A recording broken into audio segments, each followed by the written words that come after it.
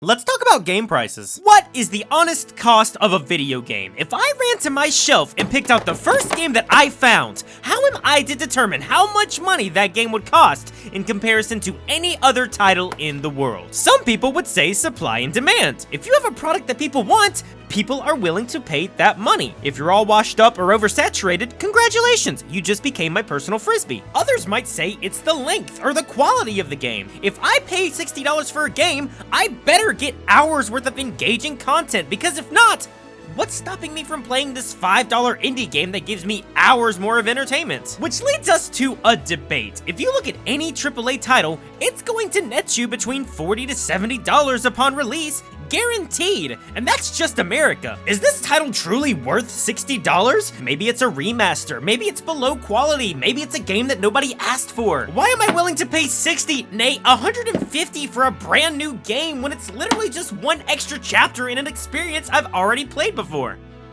I have no shame. So, who or what determines how much a game is going to be whenever it hits store shelves? And lucky for you, I think I found the answer. Give me just a second. I picked this up at the local pawn shop. Gaming is an expensive hobby. You have to buy a game system, then a game, controllers, sometimes there's accessories, online subscriptions. So we, as purveyors of the art, have to pick and choose what games we actually get to play. And here's the questions I typically ask of when I go to buy a game. Do I have any interest in it? Do I think it's worth the money? Do I have the time to commit to a game like this? Is this an experience I can tell a story about? Do I even have a system that can play this game? This is a product that is going to take up hours, even days of my time. I work for my money, so I want my money to be well spent. This was a gift. Personally, I don't have much time to play video games. I'm too busy doing things like... So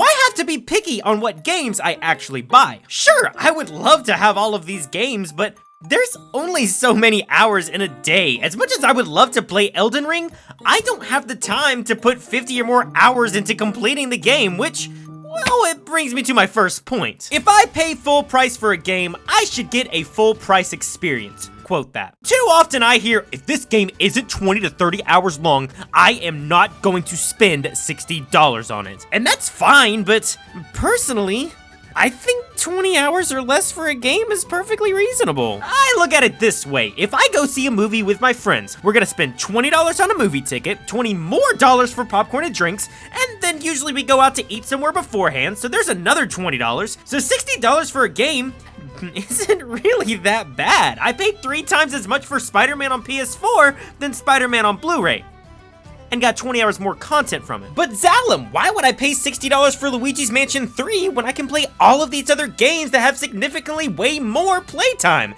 And to that I say, why are we so harsh on single player games? I see it all the time. These shorter games are great, but aren't worth the $60. Like, sure, they're shorter games, but not every game has to be an 80-hour romp like The Witcher 3. If a game is good enough, it can be infinitely replayable. I paid $40 for A Hat in Time. Twice! I fully completed 100% of this game and the DLC on 3 separate occasions, so did I truly get my $80 from this title? I'll fucking do it again. In America, most of your major releases are $60 or $70 if it's a new age title. But then you have these smaller games that are about $40, which I think the price is a bit justified here. These are typically shorter, more casual experiences and feel like just a fun filler title while you wait for the next major release. Like, I love Puyo Puyo Tetris, but it's no Sekiro.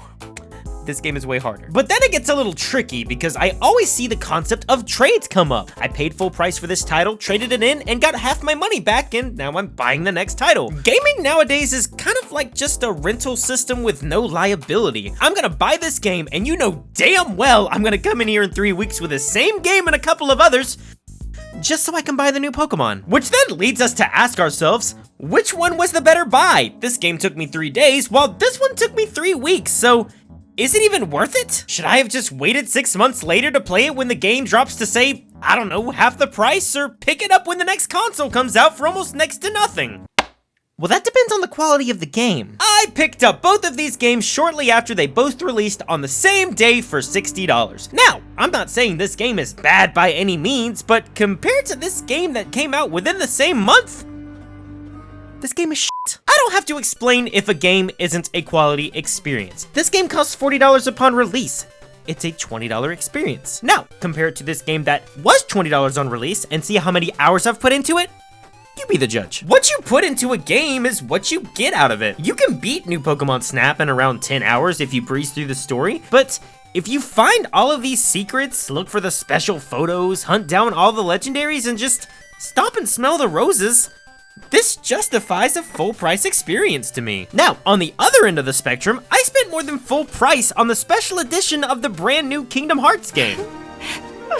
And was extremely disappointed. I'm getting prepared for the hate to come in. The story felt rushed, the combat was a major downgrade from previous games, the attractions just felt like a gimmick. After beating this whole entire game, I got maybe like an hour's worth of fun out of it. If your whole entire experience with a game is disappointing, yeah, it's unfortunate that I spent the money, but I mean, I took that chance, still played 30 hours of it, and got some neat little stories to tell out of it. Sure, it might be me primarily bitching, but at least I can look back at it and have some talking points. That's one thing I just can't wrap my head around, when one thing in a game just ruins an entire experience for somebody. Like, oh, the ending of The Last of Us Part 2 ruins the entire game. Don't play it, it's not worth $60. Why? This game has an unbelievable level of polish, and at times, I genuinely did have a lot of fun with this title. Sure, I might not have liked the overall experience, but I can at least say I've gotten my money's worth. Like I said before, picking out a game is not that much different than watching a movie. If I walked out of a theater disappointed with what I just saw, I enjoyed the trailer, I tried the full experience, I just didn't end up liking the movie. At least with a video game, I can trade or return it and get some money back if I was disappointed. That is, if you buy physical at least. Speaking of which, movie games! Are they worth the full price? Well, this game does have nudity in it. This title has no gameplay, this title has no gameplay, this title definitely has no gameplay. So are they worth the full retail price? Well, one of them does have wait a second. Technically, these are called adventure games, but have been given the term movie games due to how much they, play out like a movie. Why am I explaining this? Here in the States, movies cost about half of what these games retail as, $20 compared to $40. And the same goes for TV seasons as well, seasons that more or less have the same amount of runtimes as games like, say, Heavy Rain or Until Dawn. So is it really worth double the price to have that level of interactivity?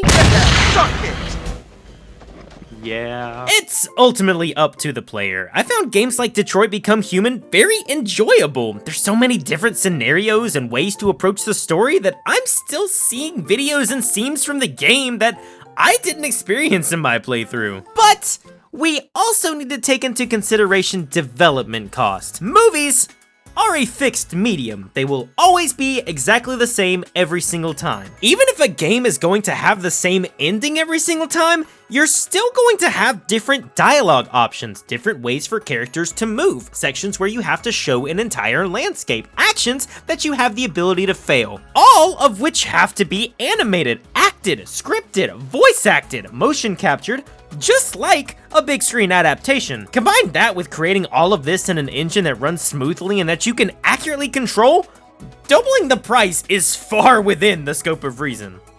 But of course, we have to talk about remasters and re-releases. Why would I, in America, pay $60 for Skyward Sword HD when I can buy Skyward Sword on the Wii? Well, Skyward Sword is gonna cost you $20 for the game, $10 for the Wii Motion Plus, $20 for the Wiimote, $10 for a nunchuck, and I'll be generous and say that you found the Wii for $40.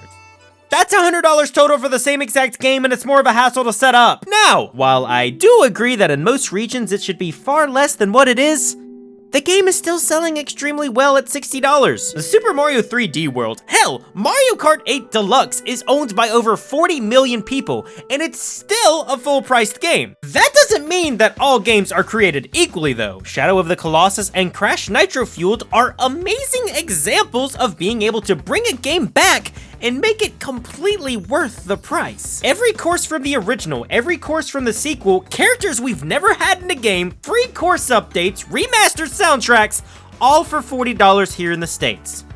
These are 3 emulators worth $60. Are you happy? I met the quota. Please, Mom, look, Mom, I mentioned the game. This just proves that video game prices don't truly have anything to do with what's deemed acceptable. If I make a game, I have to consider what is the smartest price point for me to sell this at, so in turn, I could maximize my profits. Could we sell Final Fantasy XII at $60 and make a profit? Yeah, of course we could. It's a 60-hour game, but we think it would be smarter if we sold it for 40 and bring in a new audience. If people are willing to pay full price for a video game, why would we not as a company take advantage of that and try to maximize our profits? So, with that being said, let's talk about it. Every time a new Pokemon game comes out, no matter what it is always $60. Of course, this is immediately followed up with, guys, I really want to play the new Pokemon game, but it's so low quality, it's not worth $60. You see, the problem with that statement is that he proved his own point. You still really want to play the game, but you don't want to pay the money yet. Your intrigue proves that there is a market willing and ready to buy that game at full price.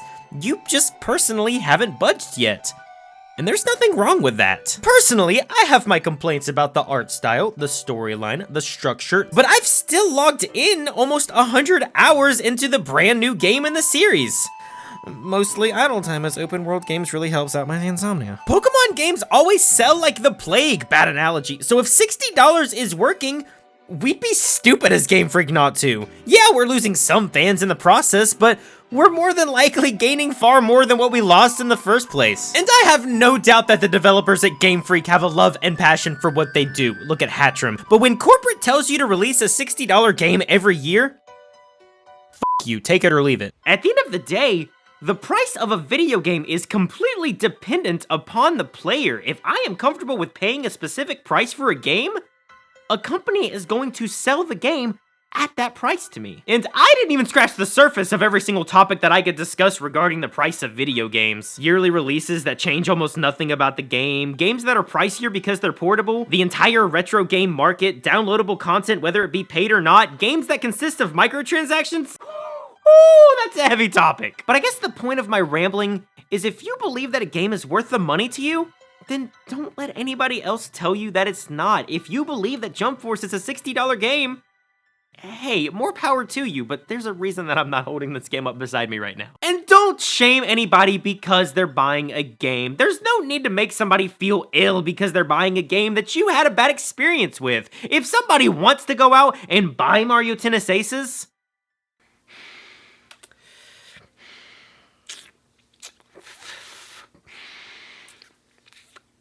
I am very happy for you.